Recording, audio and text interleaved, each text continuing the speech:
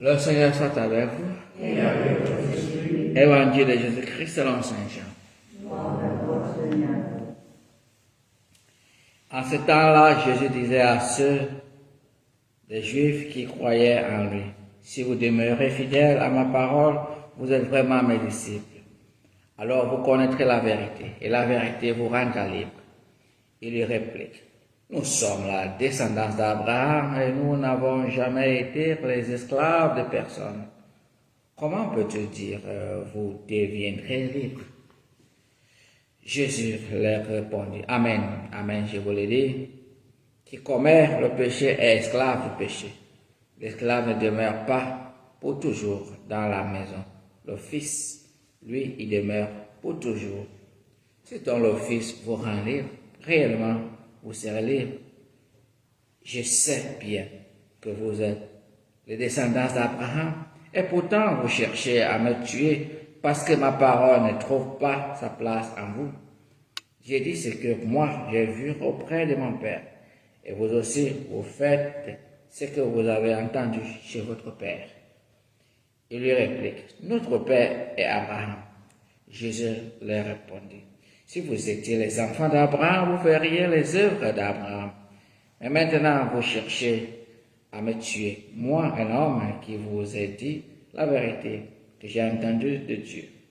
Cela, Abraham ne l'a pas fait. Vous faites les œuvres de votre Père. Il lui dit, nous ne sommes pas nés de la prostitution. Nous n'avons qu'un seul Père, c'est Dieu. Jésus leur dit, si Dieu était votre Père, vous m'aimeriez, car moi, c'est de Dieu que je suis sorti et que je viens. Je ne suis pas venu de moi-même, c'est lui qui m'a envoyé. Acclamons la parole de Dieu. Gloire à toi, Seigneur Jésus. Chers frères et sœurs, quand on entend les lectures d'aujourd'hui, il y a une chose que Jésus veut nous parler, la vérité. La vérité, connaître la vérité et suivre la vérité. Et on voit cela dans la vie de Sidrac, Misach et Abednego. De ces trois jeunes garçons qui ont écouté la parole de Dieu et dans la prière, ils connaissaient la vérité. Et ils ont refusé de suivre le roi de leur nation parce qu'ils connaissaient la vérité. Qu'est-ce que nous pouvons apprendre dans cela? Première chose, il y a deux types de sociétés. Il y a une société dirigée par les dirigeants du monde, le gouvernement, le président, le premier ministre, les ministères. C'est eux qui gèrent cette société. En bon terme, cette société est gérée. Pourquoi? Par ces hommes, ils ont le droit et ils sont aussi autorisés par Dieu pour gérer. La lettre de Saint Paul aux Romains, chapitre 13, nous demande de respecter les autorités civiles. Mais quel est leur objectif comme autorité civile? C'est pour nous amener au bien commun. Pour que tout ce que nous avons soit pour tout le monde. Pour que nous partageons le pain, même et en égalité. On parle de en justice et dans l'égalité. C'est ça, le bien commun de tout le monde. Deuxième société, c'est la société de l'Église, dirigée par les hommes de l'Église, les prêtres, les cardinaux, le pape, les restes. Quel est leur objectif?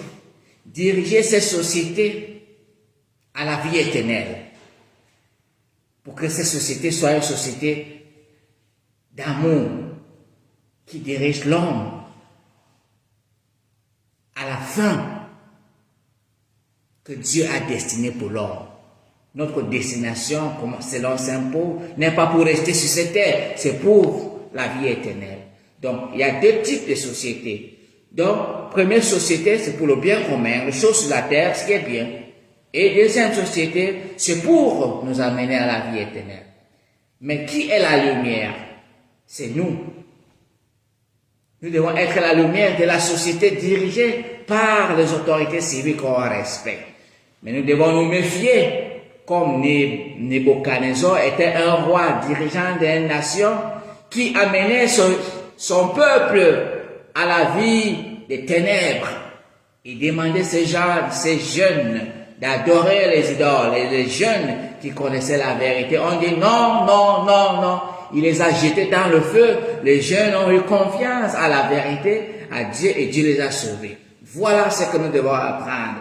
Nous devons ouvrir nos yeux. Ce n'est pas tout ce que les dirigeants des nations nous disent qui est la vérité.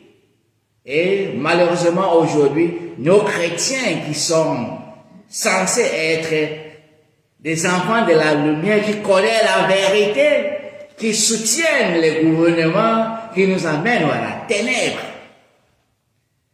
Certains de nos chrétiens, certains même sont des chrétiens qui sont des dirigeants de ces sociétés, qui nous proposent des choses de ténèbres, on accueille.